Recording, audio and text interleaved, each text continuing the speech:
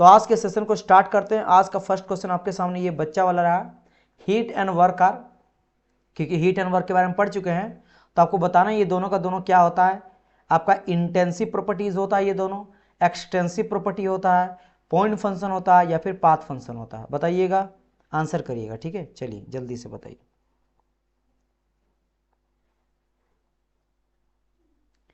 Very good very good.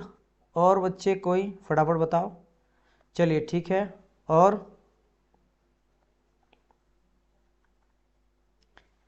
चलो तो answer क्या आ जाएगा, it's a path function. Everyone know that कि क्या हो जाता है सर, ये तो मेरा पाथ फंक्शन होता है, ठीक है। क्योंकि भाई प्रॉपर्टी तो होगा ही नहीं, तो इंटेंसिव रे एक्सटेंसिव रे होगा नहीं, और प्रॉपर्टी मेरा पॉइंट फंक्शन होता है, तो it's a path function. Next question आपके सामने ये रहा। इसमें कहा गया है change in internal energy in a close system is equal to the heat transfer if the reversible process take place at constant. ये आज का क्वेश्चन है, आज जो मैं थ्योरी पढ़ाया था उसी से ये क्वेश्चन उठाया गया है। क्वेश्चन को ध्यान से देखना है और समझना क्वेश्चन क्या कहना चाह रहा। क्वेश्चन क्या बोल रहा, चेंज इन इंटरनल एनर्जी यानी कि D U in a close system is equal to heat transfer यानी कि डेल क्यू। तो ये बोला गया कि कब होगा, एट कांस्टेंट, यानी कि कांस्टेंट ये कब होता था, कांस्टेंट प्रेशर में, कांस्टेंट टेम्परेचर में, कांस्टेंट वॉल्यूम में, या इंटरनल एनर्जी कहा गया ये कांस्टेंट रहेगा, तब बताना है। बताइए क्या होगा इसका आंसर। वेरी नाइस, कुछ बच्चे का यहाँ पे आंसर आने लगा है, वेरी गुड। आंसर आपका बिल्कुल डियर सही होगा, चंदन और ड्योक लाइफ सी, कांस्टेंट वॉल्यूम के केस में, है ना।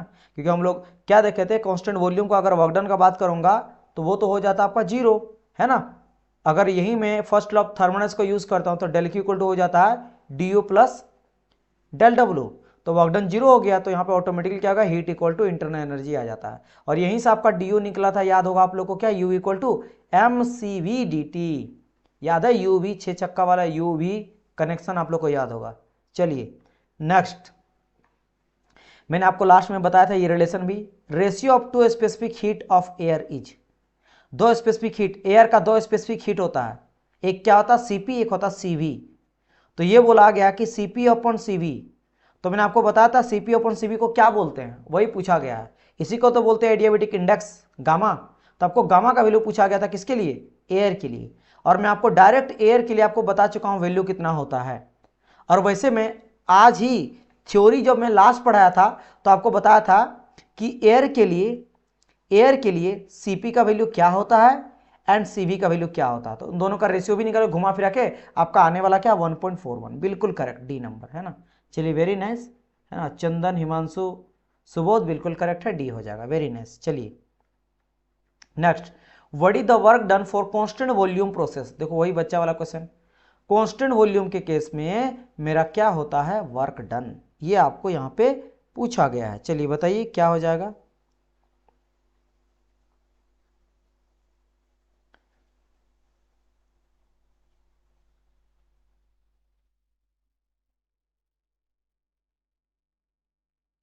आज मैं कुछ क्वेश्चन जो है वो लिया हूँ, एसएससी जेई का भी कुछ क्वेश्चन लिया हूँ, और बाकी कुछ क्वेश्चन जो है अदर एग्जाम का भी है, ठीक है। तो फिर इसके मैं और क्वेश्चन ऐड करूंगा बाकी एग्जामों का। अभी एसएससी जेई का भी अच्छा अच्छा क्वेश्चन मुझे मिला इस टॉपिक का, फर्स्ट लॉ से, तो मैं ले लिया हूँ।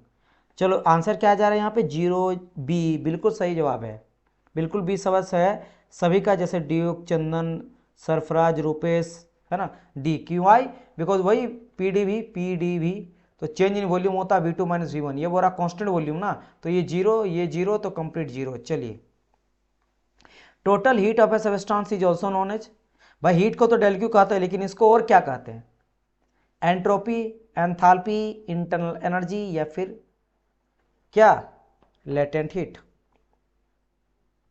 है ना। हीट ऑफ द, अच्छा हीट क्यों फ्लो करता है, हीट मेरा फ्लो करता है ड्यू टू टेम्परेचर डिफरेंस, यानी कि टेम्परेचर का चेंज होना चाहिए।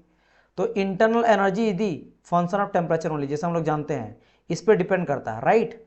तो याद करो कौन सा ऐसा चीज है, बिल्कुल सही बात है, एंथैल्पी। क्यों होगा, DH। अब मेरे से कुछ बच्चे देखो क्या क्वेश्चन पूछेंगे, मेरे से कुछ बच्चे ये क्वेश्चन पूछेंगे, सर एक चीज बताइए, डेल क्यू इक्वल तो हम लोग तो DU भी देखे थे, तो इंटरनल एनर्जी क्यों नहीं होगा। बिल्कुल सही जवाब है सर, ये भी तो हीट ही होगा, सही है, मैं आपको बता रहा हूं। और सर आपने ये कहा था del Q equal to DS भी होता है, तो इंटरनल एनर्जी भी होना चाहिए। आप सिर्फ एंथैल्पी को क्यों बोल रहे हो, क्योंकि ये देखो मैंने यहाँ पे क्या बताया कि टेम्परेचर जो होता है ना, internal energy the function of temperature only, मतलब टेम्परेचर केवल और केवल किस पे डिपेंड करता है, यानी ये बोल सकते हैं कि इंटरनल एनर्जी किस पे डिपेंड करता है, टेम्परेचर पे केवल।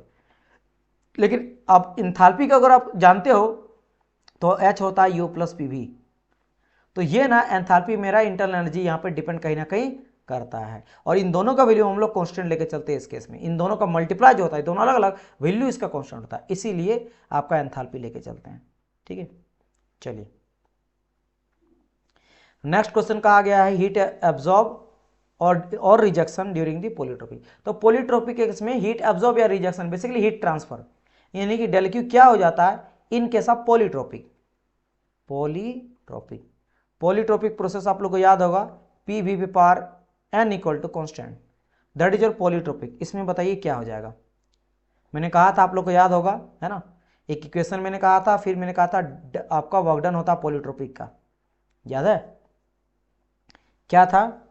बिल्कुल, देखो इसीलिए मैं आपको बताता था, क्योंकि जब आप एक बार देख लोगे ना, सिर्फ आपने अभी तक मुझे नहीं लग रहा कि आप लोग याद किए होंगे, चंदन, आदित्य, सरफराज, है ना, ड्योक लाइफ, सभी, हिमांशु, मुझे नहीं लग रहा कि आप रटे होंगे फिर याद किए होंगे, बस आपका दिमाग में है ना तो ऑटोमेटिक समझ गए सर हाफ तो नहीं था, सब कोई पावर वगैरह तो नहीं था सर ये था gamma minus N divide by gamma minus one, है ना, तो बस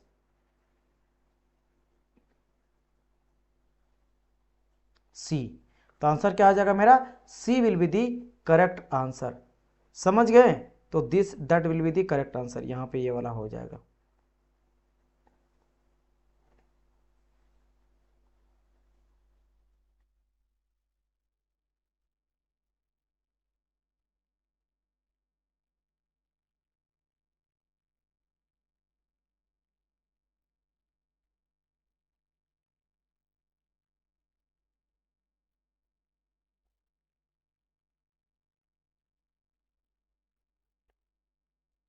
ओके, तो यहाँ पे आंसर क्या हो गया, very nice, C will be the answer, C will be your answer. चलिए नेक्स्ट क्वेश्चन की रिमूव करते हैं, क्वेश्चन नंबर 35। क्या कहा गया है, the gas constant R is equal to, R जो होता है वो इक्वल टू क्या होता है बताइए आंसर।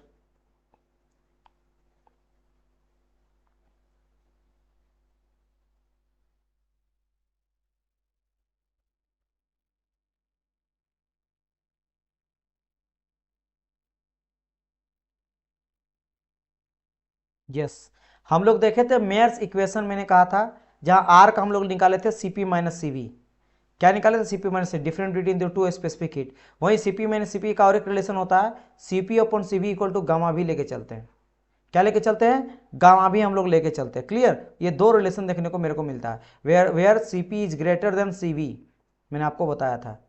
नेक्स्ट 38 का, if Cp is equal to a specific heat at constant pressure and Cv is a specific heat at constant volume, then आपको बताना कि बताइए क्या Cv इक्वल टू Cp है, ये तो मैंने अभी जस्ट बता दिया आपको, तो आप आंसर आराम से इसको लगा लोगे, बताइए क्या हो जाएगा आंसर।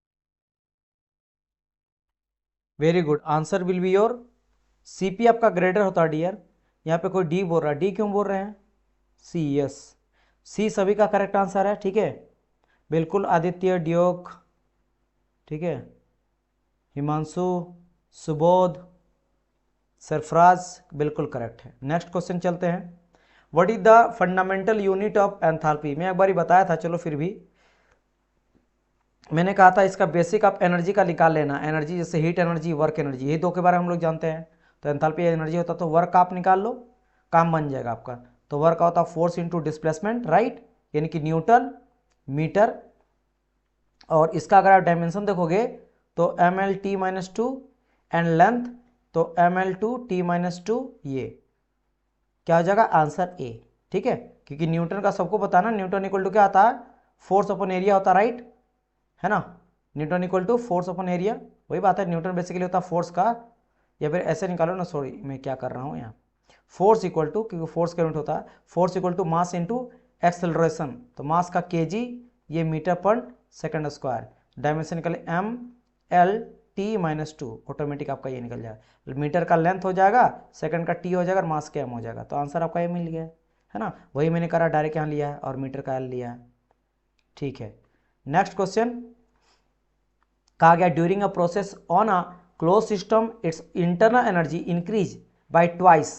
समझ गए, इंटरनल एनर्जी जो है ना वो दुगना से बढ़ रहा है ना, twice the unit then the heat added, मतलब कि बोल रहा कि मान लो हीट आपने ऐड कर रहे हो, है ना, हीट ऐड कर रहे हो तो D U upon del W होता, राइट। और during a process of close system internal energy increase by twice, मतलब होना ये है कि आप 10 देते हो तो मान लो 2 यहाँ हुआ और वर्क डन मान लो कर रहा कितना 8 का कर रहा, तब जाके आपका 10 हुआ, लेकिन हो क्या रहा, 10 जो आप हीट दे रहे हो ना, है ना, यहाँ पे क्या हो रहा कि इंटरनल एनर्जी दुगना से बढ़ गया, मान लो 4 हो गया और ये हो गया क्या 4 6, बोले यही बढ़ते जा रहा है, इंटरनल एनर्जी बढ़ रहा है, इसका मतलब क्या है, इंटरनल एनर्जी ही बढ़ रहा है, इट मीन्स क्या हो रहा है, वर्क डन अगर घट रहा है, क्योंकि आपको कंपेयर करना है यहां से यहां तक कि 8 से घटा तो वर्क डन नेगेटिव हो रहा है, नेगेटिव वर्क डन, और नेगेटिव वर्क डन क्या होता है, work done on the system होता, तब जाकर नेगेटिव वर्क डन मेरा घट रहा है, तो वर्क डन कब घटता है, वर्क डन का पॉजिटिव होता है, work done by the system होता है, यानी पॉजिटिव, यानी जब पॉजिटिव बढ़ेगा, घट रहा है यानी ऑन द सिस्टम, तो यहाँ पे देखो जहां पे वो आ गया ऑन द सिस्टम, वो वाला आंसर आ जाएगा, तो देखो performing soft work on the system, on the system negative work done, ठीक है, नेगेटिव वर्क। चलिए नेक्स्ट क्वेश्चन आपका आ जाता है क्या, maximum work by an expansion of a gas in a close system is possible when process take place at constant pressure, temperature, volume और enthalpy. What will be the answer, बताइए इसका क्या answer आपका करेक्ट हो जाएगा, सारे को बताना है। समझ गए, एक्सपेंशन याद करो, मैंने एक्सपेंशन का ग्राफ आप लोग को समझाया था ना, किसी को याद है, एक्सपेंशन का ग्राफ अगर आपको याद है तो आप इजी तरीके से इसका भी आंसर जो है वो आप दे सकते हो। चलिए बताइए anyone, very good very good, correct answer आप सभी के बच्चों का आ रहा है, A will be your correct answer, A क्या हो जाएगा इसका करेक्ट आंसर आपका हो जाएगा कांस्टेंट प्रेशर के केस में, क्योंकि याद है graph this is your expansion graph, ये था मेरा, ये मैं अगर पीवी डायग्राम बनाता हूं तो इसमें हम लोग देखे थे एक्सपेंशन में क्या होता है, एक्सपेंशन में वॉल्यूम मेरा बढ़ता है, तो ये देखो वॉल्यूम आपका बढ़ रहा है धीरे धीरे, ठीक है, सब में वॉल्यूम बढ़ता है, और यहाँ पे प्रेशर मेरा घटता भी है, प्रेशर घटता है, तो ये कांस्टेंट प्रेशर वाला था, इसका सबसे ज़्यादा हम लोग को एरिया कवर करता है, क्योंकि वी नो दैट कि under the PV diagram area under the PV diagram gives the work done on volume side, तो ये बिल्कुल करेक्ट है ना, वेरी गुड। चलिए नेक्स्ट क्वेश्चन की रिमूव करते हैं, 48 the area under area below the PV diagram of a non flow process represent, क्या रिप्रेजेंट मेरा करता है, हीट ट्रांसफर को, मास ट्रांसफर को, वर्क ट्रांसफर को, या फिर एंट्री को, यानी कि सिंपल बोला पीवी डायग्राम है ना। मुझे लग रहा कि जिस तरह मैं पढ़ाया हूं ना जितना मेहनत से, यहाँ पे सारे बच्चों को हलवा जैसा सब लग रहा होगा, इजंट इट, क्या आप लोग को लग रहा मजेदार लग रहा कि नहीं, ऐसा तो कोई भी मुझे नहीं लग रहा क्वेश्चन लग रहा कि जहाँ पे आपको सोचना पड़ रहा फटाफट आंसर कर रहे हो, तो इसी नीचे जो हम लोग यहाँ पे एरिया कवर करते हैं, ये एरिया क्या मेरे को देता है ना, यहाँ पे देखो ये नहीं कहा गया आपका वॉल्यूम साइड में या प्रेशर साइड में, तो हो सकता है अगर आप प्रेशर साइड में भी कोई प्रोसेस हो रहा है, जैसे मान लेते ये कोई प्रोसेस ले लिया ऐसे और ये इतना एरिया कवर कर रहा है, और अगर मैं यही सेम प्रोसेस को मैं प्रेशर साइड ले लेता हूँ, तो बात एक ही है क्लोज सिस्टम के लिए ही देता है, हाँ अलग बात होता है कि ये जो मेरे देता है वॉल्यूम साइड में, वो देता किसका, क्लोज सिस्टम के लिए देता है, और ये देता है मेरा ओपन सिस्टम के लिए, तो यहाँ पे ओपन क्लोज नहीं बोला है, अच्छा नॉन फ्लो बोला है ना, अच्छा तब तो और कोई दिक्कत नहीं है, तब तो कोई दिक्कत ही नहीं है, तब तो पक्का होगा, लेकिन हाँ अगर ये ओपन नहीं भी बोलता ना, नॉन फ्लो नहीं भी बोलता, फिर भी मासी ट्रांसफर मेरे को दे, सॉरी वर्क ट्रांसफर मेरे को देता, क्या देता D, work transfer, very nice. चलिए नेक्स्ट क्वेश्चन आ जाते हैं यहाँ पे, the expression integration of PDV gives the measure of work during, तो बताओ पीडीवी वर्क कब मेरे को देता है, स्टडी फ्लो प्रोसेस के टाइम पे, या नॉन फ्लो प्रोसेस के टाइम पे, ओपन सिस्टम या एनी सिस्टम, बताइए क्या होगा इसका आंसर।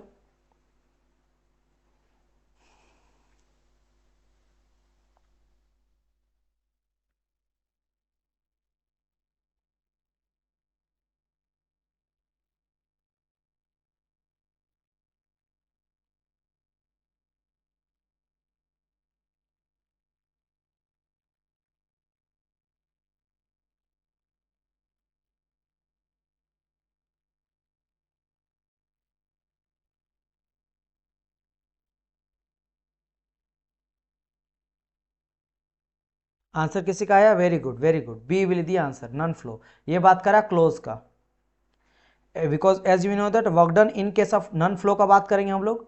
नॉन फ्लो के केस में क्या लिखते हैं? इंटीग्रेशन ऑफ पीडीवी, है ना। और अगर यही हमें वर्क डन देखता हूँ फ्लो प्रोसेस के लिए, तो क्या लिखता हूँ मैं लिखता हूँ माइनस इंटू वीडीपी 1 से 2। Clear, very good. चलिए नेक्स्ट क्वेश्चन यहाँ पे आ गया है। यहाँ पे heat supply to system equal to the work done in case of non flow process carried out, बताना आपको है। Carried out isochorically, isothermally, isobarically, adiabatically, मतलब कि volume constant, pressure constant, heat is equal to constant, temperature constant. Heat supply to a system equal to work done, heat supply समझ गए, heat supply equal to work done del W. ये कब होता था? ये कब होता था? बिल्कुल करेक्ट आंसर है C number, isothermally, when temperature remain constant, because according to first law of thermodynamics क्या मेरे को पता है? मेरे को ये पता है कि पहली बात तो internal energy the function of temperature only.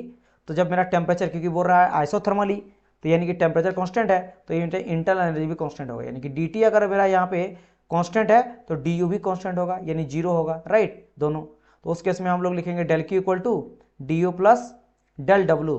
तो यहाँ पे क्योंकि बोला कि भाई इंटरनल एनर्जी खत्म, तो ये अगर खत्म हो जाएगा तो हीट मेरा इक्वल टू वर्क के बराबर हो जाता है। चलिए next, in a reversible adiabatic process the heat added, यानी हीट ट्रांसफर के बारे में बोला गया एडियाबेटिक के केस में। एडियाबेटिक के केस में डेल क्यू क्या होता है बताइए?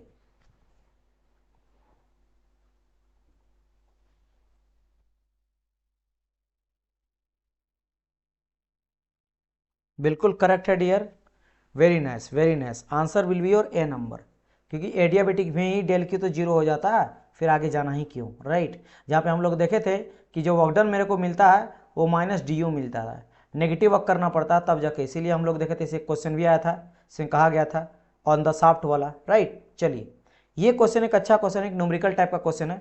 इसके लिए देखो यहाँ पे क्या कहा गया, figure show a PV diagram, एक पीवी डायग्राम, प्रेशर इधर दिया है, इधर आपका वॉल्यूम दिया है, on an of an ideal gas. तो कहा गया the work done by the gas in this process A B C D A, मतलब ए से लेकर बी, सी लेकर डी, ए। ये पूरा ए आपको पता है ना क्या तरीका है? एक तो आप यहाँ पे वर्क डन फाइंड आउट करोगे, लेकिन यहाँ पे कोई ऐसा प्रोसेस दिया ही नहीं है ना। प्रेशर चेंज इन प्रेशर है, चेंज इन वॉल्यूम है, क्या करेंगे? एरिया निकालेंगे। एरिया कैसे निकालेंगे? बस ये क्या है, व्हाट इज दिस, इसका अगर आपको एरिया पता है तो आप आराम से इसको निकाल सकते हो, ठीक है। चलिए बताइए।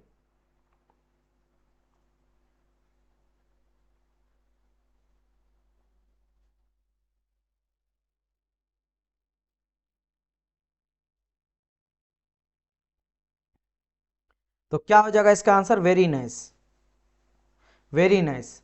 कोई मेरे को बताएगा यहाँ पे आपने जो डी आंसर लगाया क्या फॉर्मूला यूज किया? आप फॉर्मूला क्या यूज किए? फॉर्मूला आप क्या यूज किए यहाँ का बताइए?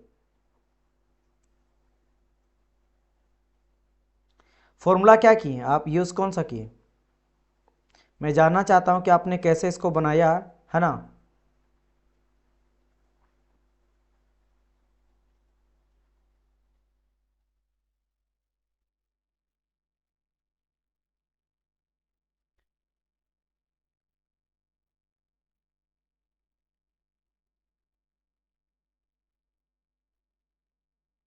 Formula, yes yes, very nice, area of trapezium, yes. बस सिंपल सा लॉजिक था, वही आपको निकालना है। एरिया आप आराम से, या फिर आप पैरेललोग्राम भी ले सकते हो ना, कोई दिक्कत नहीं है। एरिया पैरेललोग्राम भी ले लोगे तो चल जाएगा डियर, कोई दिक्कत नहीं है। ठीक है, आपका भी सही है। एरिया आप यहाँ पे अगर मैं ले लेता हूँ पैरेललोग्राम, तो इसका भी आप निकाल सकते हो। क्या हो जाता है? हाफ ऑफ सम ऑफ आपका पैरेलल साइड होता है ना, सम ऑफ द पैरेलल साइड हम लोग करेंगे, इनटू हाइट कर देंगे, इनटू क्या कर देते हैं, हाइट ले लेते हैं, हाइट। तो half sum of the parallel side, यहाँ पे क्या नजर आ रहा है?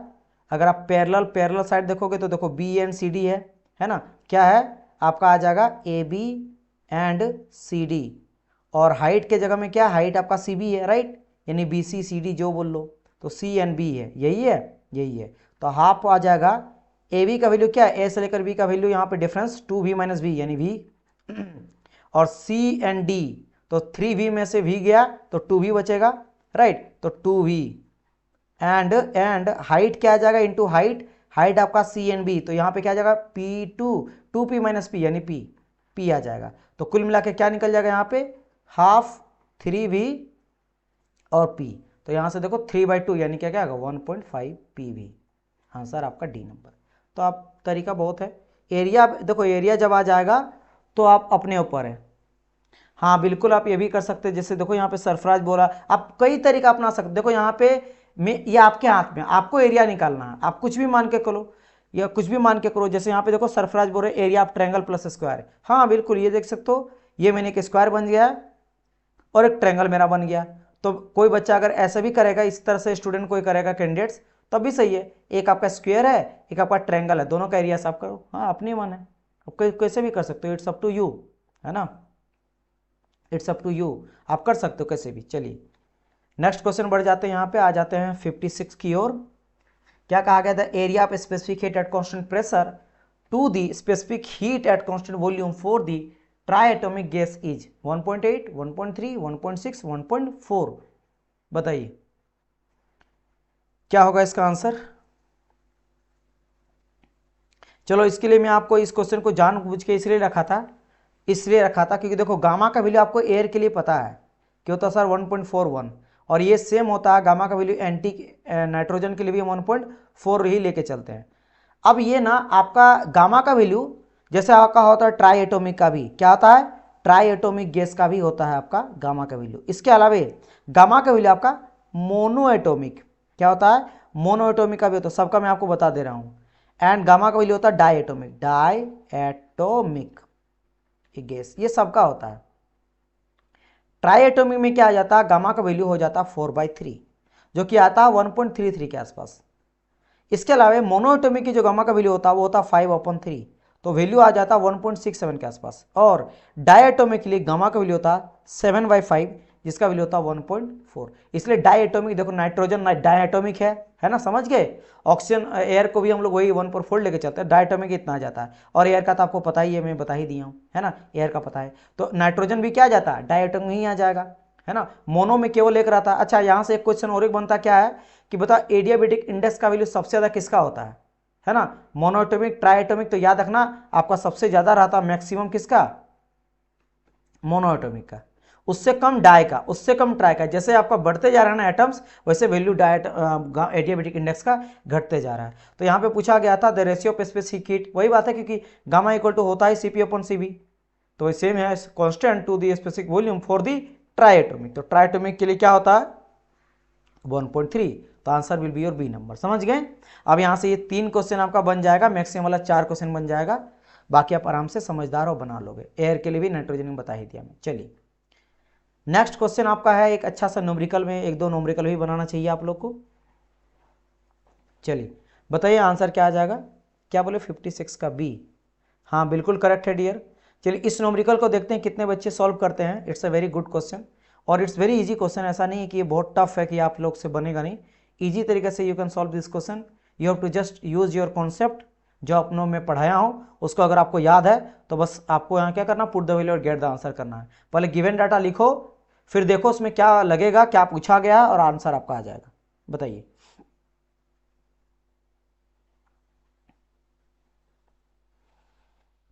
फर्स्ट लॉ पढ़ रहे हो ना, फर्स्ट लॉ को लगाना है यहाँ पे।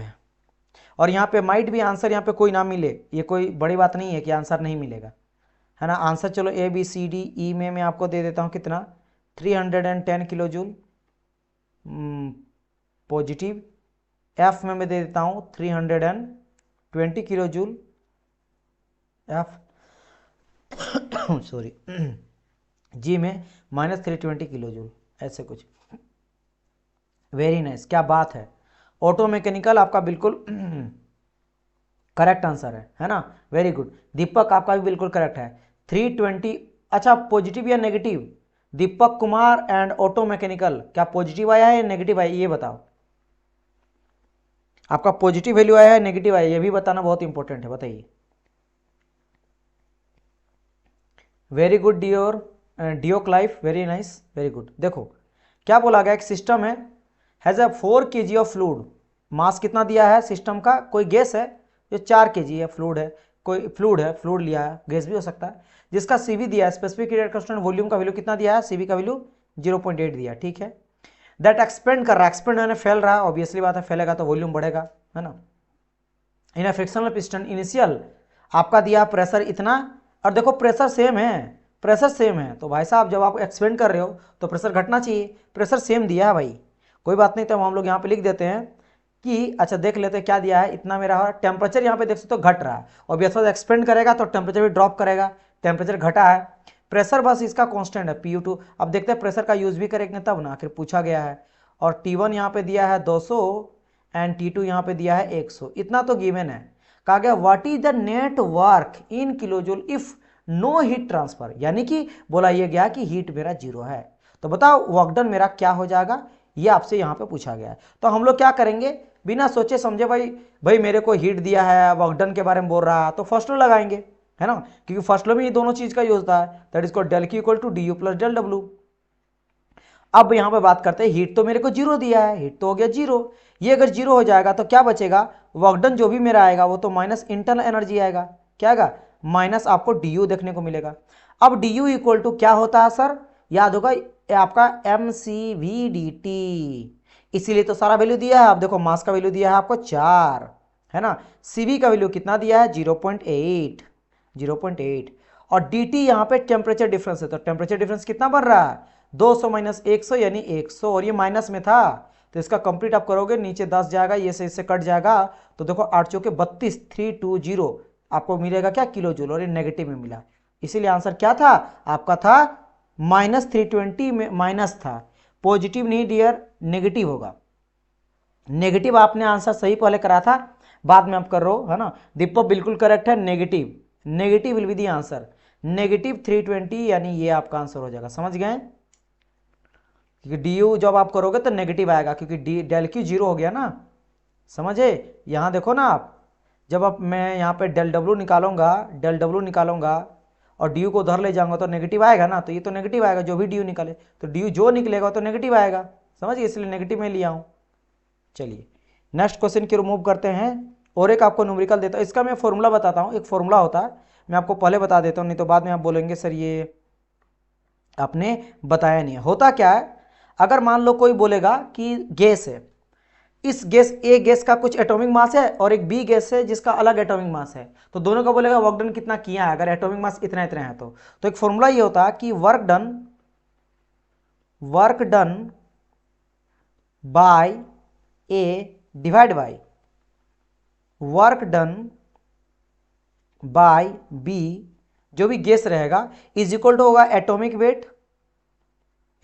वेट उल्टा ले लेते हैं B upon atomic weight of A. बताइए अब इसमें बेसिस पे आपको यहां पे बताना है वेट ऑफ ए, ठीक है, ए, और ऊपर में हो गया ऑफ बी, बस A by B equal to B by A लेके चलते, एक तरफ वर्क डन रखो, एक तरफ एटॉमिक वेट रखो, बस इस तरह का में क्या करा जाता है, क्वेश्चन आपको दिया जाता है, आपको 3 चीज दे देगा, जैसे वर्क डन ए बी का दे दिया, एक का एटॉमिक वेट दे दिया, या फिर क्या करेगा एटॉमिक वेट दोनों का दे देगा, आप एक वर्क डन पूछेगा, एक का पूछेगा, तो आपको बस आंसर करना। चलिए आपको मैंने फॉर्मूला बता दिया, अब मुझे उम्मीद है कि आप आराम से इसका आंसर जो है वो कर लोगे। चलिए 17 बच्चे यहाँ पे लाइव है, सारे बच्चे एक बार इस सेशन को लाइक भी कर दीजिएगा आराम से, ठीक है। और जो भी कोर्स में अभी तक इनरोल नहीं लिए हैं, अभी होली का ऑफर चल रहा है, ध्यान जरूर दीजिएगा, फिर ख़त्म ये ऑफर हो जाएगा, तो उस बात को ध्यान रखना। बच्चे फटाफट लाइक ठोको, मात्र 8 लाइक है, मुझे अभी 17 लाइक दिखना चाहिए, सारे बच्चे फटाफट लाइक करेंगे और इस क्वेश्चन को बनाएंगे। इस क्वेश्चन को अभी तक किसी का आंसर नहीं आया है, I want my answers from each of you, B आ रहा है, हाँ करेक्ट है, वेरी नाइस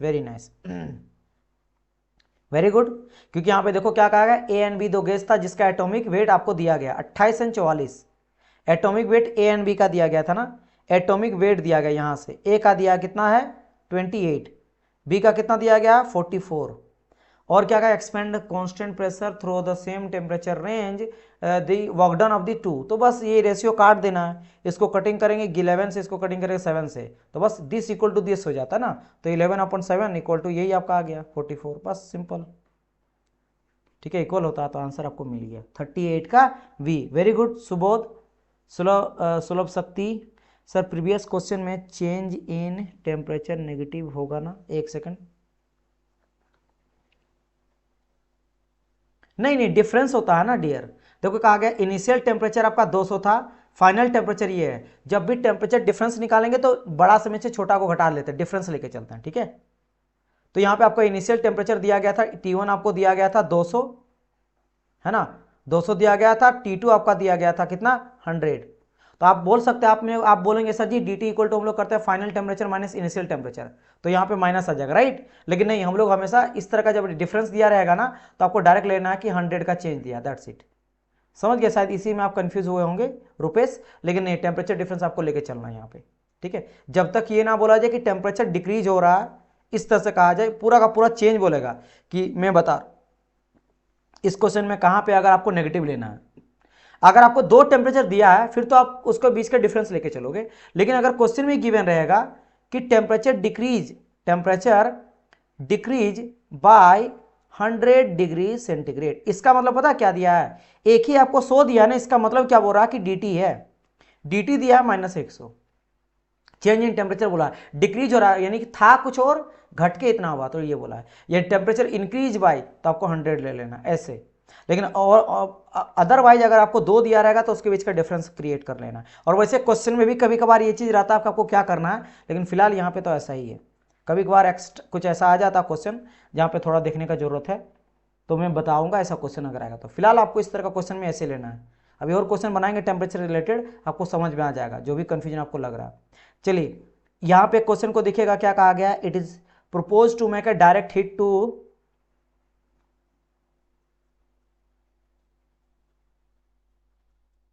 हाँ बिल्कुल सही बात है, अगर एक्सपेंड कर रहा है ना तो वर्क तो मेरा पॉजिटिव होगा, है ना, वर्क डन मेरा पॉजिटिव होगा। लेकिन आप समझे नहीं, इस क्वेश्चन में क्या दिया गया था, यहाँ पे मैंने तो डिलीट कर दिया, लेकिन यहाँ पे अगर देखोगे मेनली हीट ट्रांसफर आपका नहीं था ना डियर, तो हीट देते तब तो वर्क डन करेगा। आप खुद सोचो रुपेश, आपका आंसर खुद आप दे रहे हो।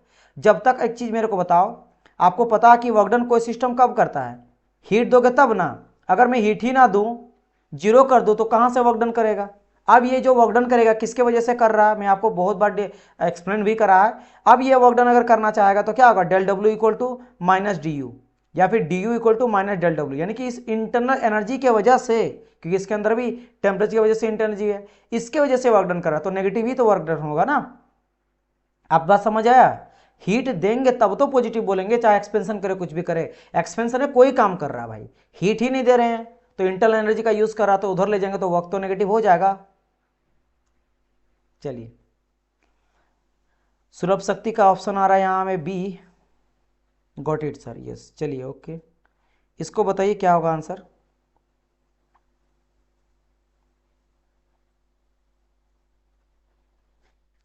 यहाँ पे बी आ रहा है, यानी आप बोल रहे हो कि पॉसिबल है इस तरह का इंजन बनना। क्या बोल रहा है थोड़ा मैं भी देख लूँ। It is propose to make a direct heat to work, अच्छा, converter out of the elementary system which absorb heat while doing isothermal, absorb heat कर रहा है, ठीक है, exactly equal to the heat absorb which absorb heat doing isothermal equal to the absorb heat thereby keeping inter, impossible है। Condition ही ऐसा बोला है कि हो ही नहीं सकता, इतना घुमा दिया है कि पॉसिबल ही नहीं है। यहाँ पे आप दीपक भी बी बोले हैं, क्यों ऐसा होगा डियर, मैं आपको समझा रहा हूँ। देखो क्या बोला है कि यहाँ पे एब्जॉर्ब हीट करेगा, ठीक है, हीट एब्जॉर्ब कर रहा है, ओके, टेम्परेचर को कांस्टेंट मान के। पहली बात जैसे यहाँ पे बोल दिया ना कि ये क्या बोल रहा है ना कि आपको हीट जो है ना, हीट एब्जॉर्ब ले रहा है, हीट आ रहा है, लेकिन टेम्परेचर नहीं बढ़ना चाहिए। तो ये तो वही कंडीशन हो गया आइसोथर्मल वाला, हाइपोथेटिकल वाला, जो आप लोगों को पता है भाई साहब, किसी भी चीज में अगर आप हीट दोगे तो टेम्परेचर बढ़ेगा ना। फिर आप बोलेंगे सर एगो आइसोथर्मल तो होता, तो पहले से आपका हाइपोथेटिकल है, नॉट पॉसिबल, रियल लाइफ में नहीं है, उस तरह का इंजन को बनाना पॉसिबल नहीं है। और क्या कहा गया सुनो यहाँ पे, heat absorb while doing isothermal work equal to the heat, और यहाँ पे क्वेश्चन उल्टा लिखा है क्या, हीट रिजेक्ट होना चाहिए, heat absorb which absorb heat while doing isothermal work equal to the heat absorbed thereby keeping internal energy constant। ऊपर से कहा गया इंटरनल एनर्जी को भी कांस्टेंट रख रहे हैं, मतलब आपका चेंज इंटरनल एनर्जी कांस्टेंट है तो इंटरनल एनर्जी कांस्टेंट है, टेम्परेचर आपका कांस्टेंट हो गया, ठीक है, ये दोनों कांस्टेंट हो गया, तो डी यू जीरो। और हाइट भी बोल रहा कि आपका यहाँ पे, मतलब इट इज नॉट पॉसिबल, आप समझो ना भाई, है ना।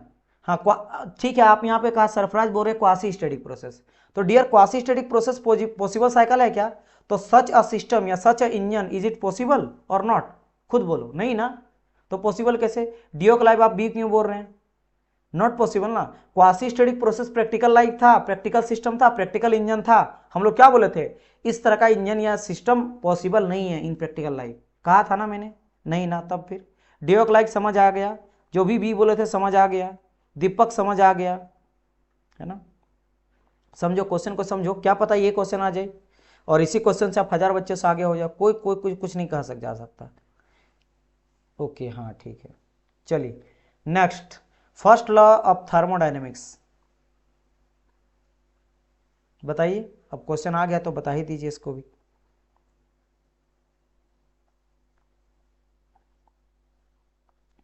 अब क्वेश्चन आ गया, इसको भी बता दीजिए क्या हो जाएगा आंसर।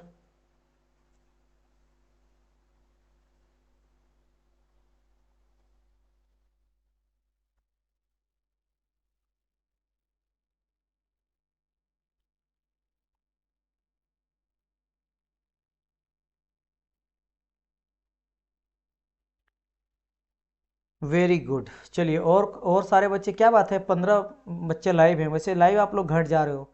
पहले के सेशन में आप 30 बच्चे के आसपास लाइव थे, फिर सेकंड वाला लाइव में हम लोग आ गए थे 20-22 बच्चे लाइव थे, 18, अब इसमें 15-16। क्या बात है, धीरे धीरे इंटरेस्ट आप लोग का घट रहा है क्या? हीट वर्क के इक्वल होगा आइसोथर्मल में।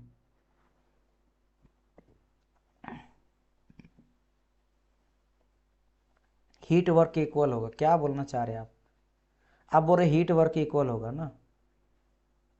हाँ आइसोथर्मल, लेकिन यहाँ पे ये भी तो बोला है कि आइसोथर्मल में हीट एडिशन हो रहा है यहाँ पे, ठीक है? देखो वो जो साइकिल का बात किए थे ना डियर, आप जो बोल रहे हैं ना हीट वर्क के इक्वल होगा, आप ये बोल रहे हो वर्क के इक्वल होगा। ये भी मैंने आपको कहा था, आप जाके आज नोट्स देखना। कौन बोल रहे हैं? डियो बोले हैं ना। आप प्लीज जाके अभी नोट्स आप देखो कि ये मैंने क्या बोला था। ये बोला था नॉट पॉसिबली, नॉट पॉसिबल, या फिर रियल लाइफ में इस तरह का साइकिल पॉसिबल नहीं है, क्योंकि ये भी मैंने वही आ गया, low grade energy directly convert हो रहा है हाई ग्रेड एनर्जी में। आज ही थ्योरी में मैं आपको डिस्कस करा था, आप जाके देख लेना। यस सर, आइसोथर्मल आइडियल है, आप जाके देखना इस क्वेश्चन को मैं बताया हूं या नहीं बताया हूं।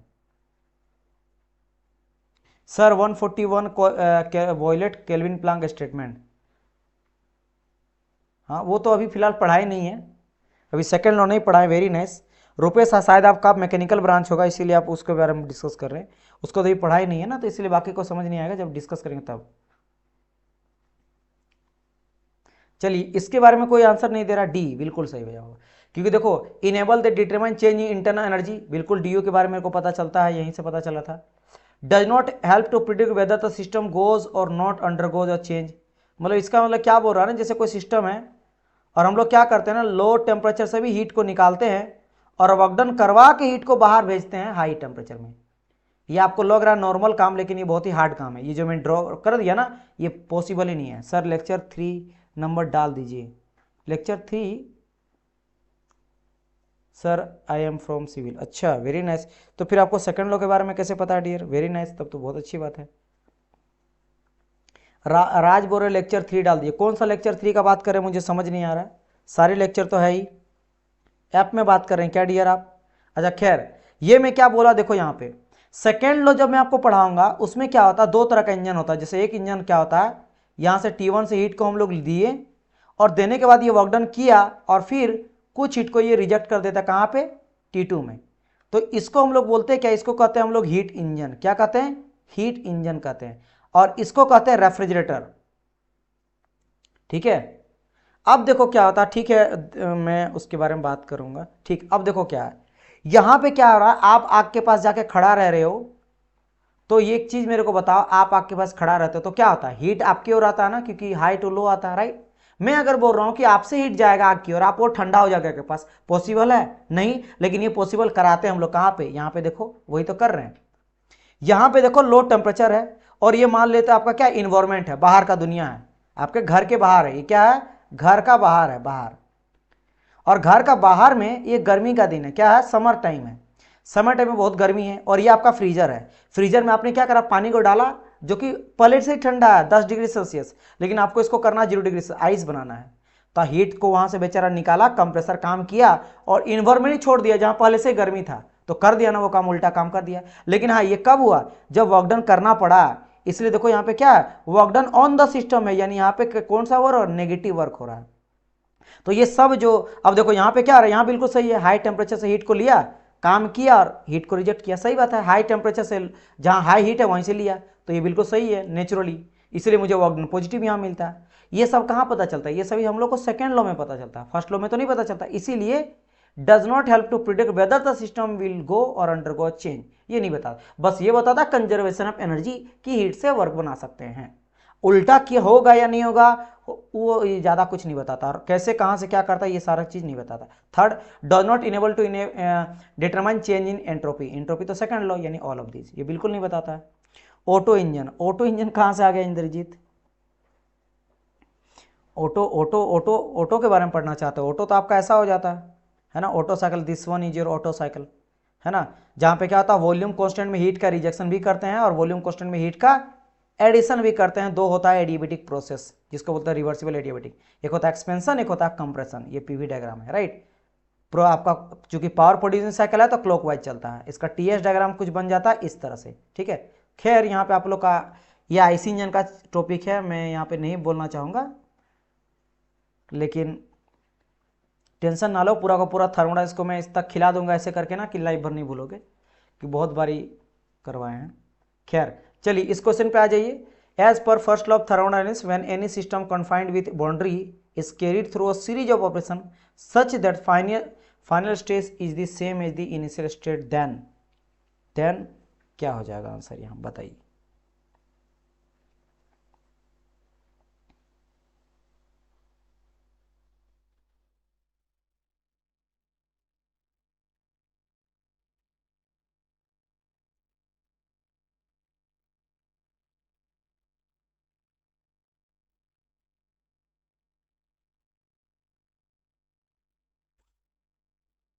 Very good, C will be the answer. Net work transfer is equal to the net heat transfer, cyclic process का बात करा गया है ना, तो net work equal to cyclic integral of del Q equal to, चलिए एक क्वेश्चन आप बस, और दो क्वेश्चन है न्यूमेरिकल हम लोग दो सॉल्व करेंगे और फिर हम लोग आज को खत्म, this is your last session, right, last question sorry. चलिए बताइए, इसमें देखो क्वेश्चन को थोड़ा ध्यान से पढ़ना ट्राई करना। कहा गया क्लोज मेरा बलून है, क्या है मेरा क्लोज बलून है, जिसमें बलून के अंदर ना 10 किलो हीलियम गैस को डाल दिया गया है, और ऑब्वियसली बात है उसके अंदर कुछ ना कुछ हीट होगा, आपस में टकरा रहा है, तो उसके अंदर कितना 5 किलो जूल पर केजी के हिसाब से हीट है, ठीक है, पर केजी समझ गए। यहाँ क्या बोला ध्यान देना, हीट जो है ना सिस्टम के अंदर वो कितना है 5 केजी पर, सॉरी 5 किलो जूल ही है, 5 किलो जूल पर केजी, हर एक केजी में 5 किलो जूल वो हीट को कैरी कर रहा है, तो टोटल कितना 10 केजी है, तो आपको 10 से यहाँ पे गुना करना पड़ेगा, तब जाके क्या होगा, केजी इंटू करोगे तो केजी से केजी खत्म होगा, और यहाँ पे क्या आ जाएगा 50 किलो जूल टोटल हीट आपको दिया है। ठीक समझ आया, ये सभी आपको पकड़ना पड़ेगा, कभी आपको बोलेगा हीट बाय टेम्परेचर में आपको बना चुका हूँ कि किलो जूल पर डिग्री सेंटीग्रेड, तब आपको ध्यान देना है कि ये बात करा क्या कि भाई डेल क्यू अपन डी टी का, यहाँ पे क्या दिया गया था, यहाँ दिया गया था डेल क्यू अपन आपका केजी दिया गया था, केजी है ना, समझ गए, मास दिया गया था यहाँ मास के बेसिस पे, यानी कि डेल क्यू अपन मास के बेसिस पे दिया, मास को हटाने के लिए मास इंटू करना पड़ेगा, सिंपल सा लॉजिक है। चलिए और क्या दिया गया है, देखो आप लोग बनाओ आराम से, मैं तो समझाने के लिए पूरा एक्सप्लेन करके ही बनाऊंगा, ऑब्वियसली बात है, आप फटाफट बना के बैठ जाओ, है ना, मुझे बनाने दो ताकि सारे बच्चों को एक बार समझ आ जाए। फिर क्या कहा, during this process the volume of the balloon slowly increase, ठीक है, बलून धीरे धीरे क्या हो रहा है, वॉल्यूम उसका बड़ा हो रहा है, कितना से 0.2, है ना, इंक्रीज बाय, अब देखो यहाँ पे, अब यहाँ मेरे को बोलेंगे सर ये V1 दिया या V2 दिया, क्या मेरे को कोई बता पाएगा क्या दिया, V1 या V2, बताओ क्या ये मेरा V1 है या V2 या फिर चेंज इन वॉल्यूम दिया है, ये पहला, ये दूसरा, ये तीसरा, बताओ क्या ये मेरा V1 है, V2 है या फिर थर्ड नंबर में ये DV है, चेंज इन वॉल्यूम दिया है, बताइए। Very good dear, auto mechanical बिल्कुल सही है, बाकी सारे बच्चे ध्यान से समझो इस क्वेश्चन को। ये देखो क्या कहा गया, volume of the balloon slowly increase, change increase है, यानी ये बात क्या है DV का इंक्रीज है, पॉजिटिव लेना 0.2 मीटर क्यूब, समझ गए, हाँ यस, V2 नहीं डियर, V2 नहीं, अच्छा ठीक है, आपने कहा इंद्रजीत V2, तो V1 कहाँ गया, ये अगर बोलता ना इंक्रीज बाय इतना, आपको इनिशियल कोई कंडीशन देता, डायरेक्ट बोला volume of the balloon slowly increase by इतना, तो डायरेक्ट दे दिया चेंज इन वॉल्यूम दिया है, this is your change in volume. ठीक है, चलो अब देखो आगे क्या कहा गया है, एट कांस्टेंट प्रेशर। चलो एक तो चीज दिया है कि भाई यहाँ पे प्रेशर क्या है मेरा, कांस्टेंट है, बढ़िया है। आइसोबारिक कंडीशन को यूज करेंगे वर्क डन वगैरह के किसी चीज के लिए, वर्क डन निकालने के लिए। हाँ, कहा गया चेंज इन इंटरनल एनर्जी, जैसे इंटरनल एनर्जी है वैसे वर्क डन समझ गए। अब मेरे को यहाँ क्या बोला, change in internal energy D U equal to क्या हो जाएगा, राइट। क्योंकि कांस्टेंट आपको बोल दिया प्रेशर है, तो यहाँ पे पीडीवी वर्क निकालेंगे, है ना, work done equal to PdV, तो P into V two minus V one. V two minus V one जो है चेंज इन वॉल्यूम आपको डायरेक्ट दे दिया 0.2, तो क्या आ जाएगा, प्रेशर, प्रेशर दिया है ना, हाँ 100 किलो पास्कल। तो 100 इंटू, देखो किलो जूल में ही आंसर लाना है, तो किलो पास्कल में ही रहने दो, किलो को कन्वर्ट मत करो 10⁻³ से, जूल बोलता तो करते, लेकिन अभी किलो जूल यहाँ भी दिया, किलो पास्कल किलो जूल में आंसर आएगा, कोई दिक्कत नहीं। 100 इंटू 0.2, तो 100 इंटू 0.2 कितना हो जाएगा, पॉइंट हटेगा नीचे 10 आएगा, एक जीरो कटेगा 20, तो 20 किलो जूल आपको क्या मिल गया, वर्क डन। तो देखो वर्क डन आपको मिल गया 20 किलो जूल का, है ना। और क्या है, आपको हीट भी आपको पता चल गया कि हीट कितना दिया गया, 50 किलो जूल। बस खेल खत्म। फर्स्ट ऑफ थर्डनेस लगाओ, del Q equal to D U plus del W. Del Q आपको पता चल गया 50 है, ये भी किलो जूल में ही दिया है। डी यू आपको फाइंड आउट करना है, और वर्क डन भी आप लोग कितना निकाले, 20 निकाले। बस 50 माइनस 20 कितना आ जाएगा, 30 किलो जूल आपका आंसर बन जाएगा। आंसर ये रहा, समझ गए, बिल्कुल डी लाइक बिल्कुल सही था। इंद्रजीत जीरो, क्या जीरो मतलब, क्या जीरो आप बोल रहे हैं, समझ गए ना क्या चीजें समझ आई, ये क्वेश्चन समझ गए। क्योंकि मैं अभी और एक नोमरिकल दूंगा which is the last numerical of today session, ठीक है, फर्स्ट लॉ के ऊपर ये रहा। चलो नेक्स्ट क्वेश्चन को बनाओ। समझ नहीं आया तो कोई बच्चा मेरे को बताएगा, कहीं समझ अगर नहीं आया तो। ये कुछ ऐसा है ना कि एक कंटेनर जैसा दिया आपको, है ना, इस कंटेनर में ऐसा कुछ है जिसका वैसे सारा वैल्यू में यहाँ लिखा हुआ 60 kg है मास है, एंड एरिया जो है ना वो यही है 0.04 मीटर स्क्वायर है इसका एरिया, एंड टेम्परेचर यहाँ पे दिया गया है,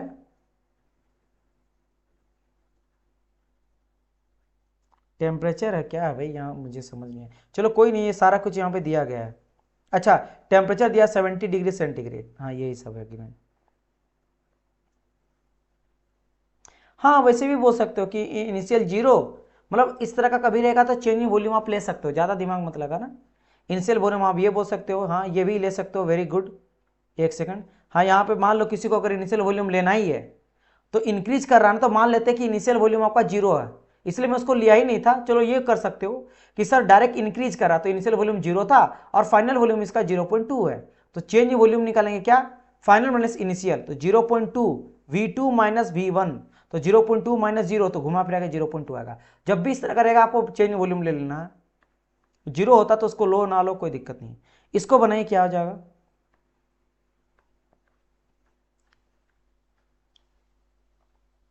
एक आंसर मैं आप लोग से चाह रहा, चलिए इसको बनाइए। इस बारी कहा गया what is the pressure, pressure force निकालना आपको, प्रेशर निकालना है, ठीक है, क्या हो जाएगा बताइए। प्रेशर इक्वल टू वही होता है फोर्स अपन एरिया। अब आपको यहाँ निकालना फोर्स कितना हो जाएगा, तो फोर्स के लिए क्या यूज करोगे, फोर्स क्या आता है, मास इंटू ग्रेविटी, जी का वैल्यू दिया है, इंटू एरिया, एरिया के लिए एरिया भी दिया गया है, एरिया भी दिया गया हो तो गया। इसमें मुझे लग रहा कुछ तो सॉल्यूशन करने के लिए है ही नहीं, मैं झूठ बूट का सोच रहा था। तो pressure equal to force upon area, यानी m g and A, m mass कितना दिया है 60 kg, 60, जी का वैल्यू कितना दिया 9.8, और एरिया 0.04। बस टेम्परेचर का तो यूज ही नहीं हुआ, टेम्परेचर का कोई यूज ही नहीं है, इसको बस सॉल्यूशन करो, you will get the answer. कितना आ जाएगा, कोई बनाया है, नहीं किया, मैं ही कर लेता हूं। देखो 60 है, इंटू करेंगे 9.8 को, डिवाइड कर देंगे कितना से 0.04 से, तो आ रहा है यहाँ पे 14700, और प्रेशर है ना, प्रेशर का था फोर्स अपन एरिया न्यूटन पर मीटर स्क्वायर या फिर पास्कल, लेकिन पास्कल नहीं दिया है यहाँ पे, आंसर आपको दिया है बार में। किस में आंसर दिया है, बार में, बी, हाँ बिल्कुल बिल्कुल बी, बार में दिया, तो बार क्या हो जाता है 1 पास्कल इक्वल टू होता है 10⁵ बार, सॉरी मैं उल्टा बोल दिया, 1 बार इक्वल टू 10⁵ पास्कल, राइट। तो यहाँ पे क्या करेंगे, क्योंकि पास्कल से बार में जाना तो डिवाइड कर देंगे 10⁵ से, तो 1 2 3 4 5 यानी कि 0.147 आ जाएगा क्या बार। समझ गए? बताइए क्लियर हुआ कि नहीं हुआ? ये चीज़ क्लियर हो गया? बताइए आप लोग को।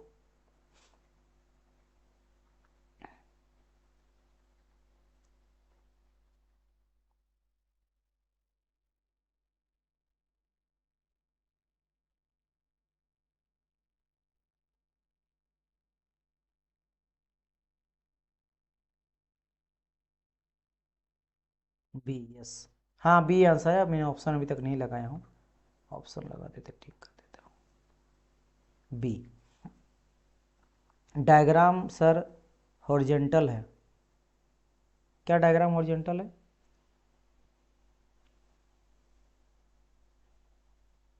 डायग्राम मत ध्यान दो ना, ये सारा चीज गिवन है, छोड़ो इसको, जाने दो।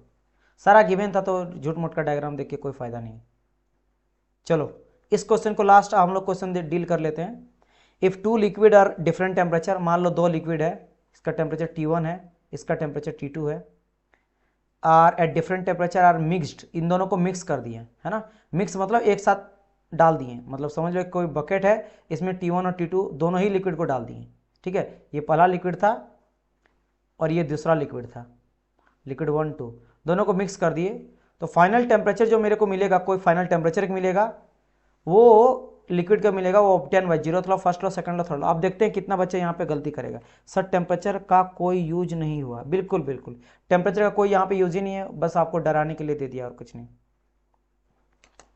बताइए इसका आंसर क्या हो जाएगा। देखते हैं यहाँ पे जो बच्चे ना एकदम बेसिक अंडरस्टैंडिंग, मतलब जो ध्यान नहीं दिए होंगे ना, वो इस क्वेश्चन को गलत कर देंगे, क्योंकि ये अच्छे अच्छे क्वेश्चन गलत कर, मतलब बहुत अच्छे स्टूडेंट क्वेश्चन गलत करते हैं, जो बहुत अच्छे पढ़ते हैं ना, वो भी गलती कर देते हैं अगर आपने ध्यान नहीं दिया है तो।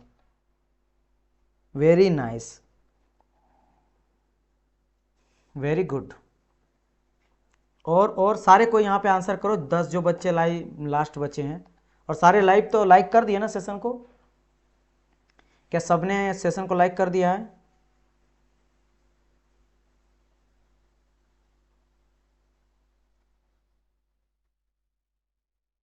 एक ही बच्चे का आंसर आ रहा, क्या बात है, वेरी नाइस। सारे कोई दो, लास्ट तो क्वेश्चन नहीं है डियर, आराम से आंसर क्वेश्चन दो, क्योंकि मैं आपको इसके पीछे लॉजिक बताऊंगा। देखो आंसर यहाँ पे बी क्यों होगा। अब बहुत सारे स्टूडेंट मेरे को बोल सकते हैं, या फिर शायद वो सोच रहे होंगे, सर 0th लॉ तो हम लोग जानते हैं, टेम्परेचर के बारे में वही आइडिया देता है, इक्विलिब्रियम कंडीशन कर रहा है, तो इक्विलिब्रियम कर रहा है, इक्विलिब्रियम थोड़ा ना कर रहा है बेसिकली यहाँ दोनों को। अच्छा चलो ठीक है, जो भी कर रहा है, मैं आपको सिंपल एक चीज़ बताता हूँ। 0th लॉ में क्या समझे थे हम लोग? 0th लॉ में ये समझे थे कि हम लोग टेम्परेचर को इक्विलिब्रियम में करेंगे T1 इक्वल टू T2, लेकिन कब? Without coming into contact, without यहाँ बोलेंगे without physical contact, physical contact, दोनों को सटाए बिना मुझे कांटेक्ट करना था। एक थर्ड प्रॉपर्टी से जिसको बोलते थे थर्मोमेट्रिक प्रॉपर्टी, यहां पे क्या किया जाए, दोनों को मिक्स कर दे रहा है, दोनों पानी को मिक्स कर दिया, थर्मल कांटेक्ट में, आई मीन कांटेक्ट में, फिजिकल कांटेक्ट में आ गया, तो फिर तो मेरा नहीं लगेगा। तो फिर ये बात करेंगे किसके अकॉर्डिंग हो रहा है, ये फर्स्ट लॉ ऑफ थर्मोडायनामिक्स के अकॉर्डिंग हो रहा है, first law of thermodynamics, yes this is by the first law of thermodynamics. चलिए उम्मीद करता हूँ सेशन आपको पसंद आया होगा।